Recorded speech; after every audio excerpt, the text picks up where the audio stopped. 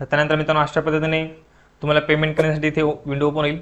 तरी तुम्हाला इथे तुमचं नाव दिसेल. ओके, त्यानंतर तुमचा सीट नंबर दिसेल. तुम्ही जर कॅटेगरीमधून जर फॉर्म भरत असाल तुम्हाला इथे 100 रुपयाचं पेमेंट दिसेल आणि तुम्हाला इथे प्रोसीड टू पे या ऑप्शनवरती क्लिक करायचं आहे. त्यानंतर खाली तुम्हाला इथे पेमेंट करण्यासाठी ऑप्शन दिलेला आहे, तर तुम्हाला पे या ऑप्शनवरती क्लिक करायचं आहे. त्यानंतर अशा पद्धतीने पेमेंट करण्यासाठी पेज ओपन होईल.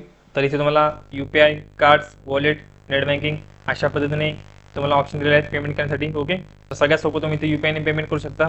तर तुम्हाला इथे तुमचा UPIचा नंबर इथे टाकायचा आहे. ओके, आणि त्यानंतर पे नाव या ऑप्शनवरती क्लिक करायचं आहे.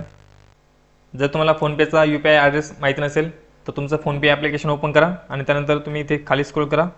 ओके, आणि त्यानंतर मित्रांनो तुम्हाला इथे तुमचा इथे तुम्हाला UPI ॲड्रेस तुम्हाला भेटून जाईल. ओके, तर हा UPI ID तुम्हाला इथे फिल करायचा आहे. ओके, तर अशा पद्धतीने हा UPI ID तुम्ही इथे फिल करा.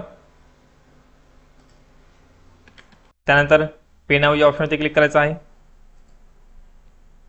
आणि त्यानंतर तुम्ही ज्या UPI ॲपने तुम्ही पेमेंट करणार आहात, ओके, त्या ॲपला तुमचं एक नोटिफिकेशन येईल. ओके, तर तुम्हाला या ठिकाणी पे नाव या ऑप्शनवरती क्लिक करायचं आहे आणि त्यानंतर तुम्हाला इथे पेमेंट करून घ्यायचं आहे.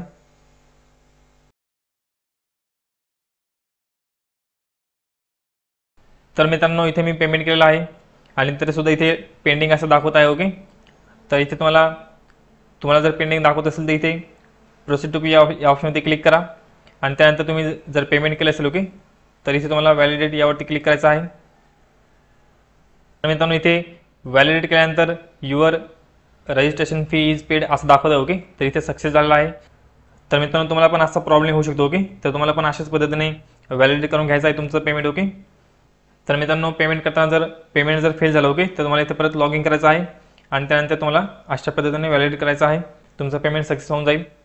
त्यानंतर तुम्हाला इथे डाउनलोड करण्यासाठी तुम्हाला इथे ऑप्शन दिलेला आहे. ओके, किंवा तुम्ही इथे प्रिंट रिसिप्ट या ऑप्शनवरती क्लिक करा आणि तुम्हाला याची प्रिंट तुम्हाला सेव्ह करून ठेवायची. ओके, तर अशा पद्धतीने तुम्ही PDF सेव्ह करून घ्या आणि त्यानंतर नेक्स्ट या ऑप्शनवरती क्लिक करायचं आहे.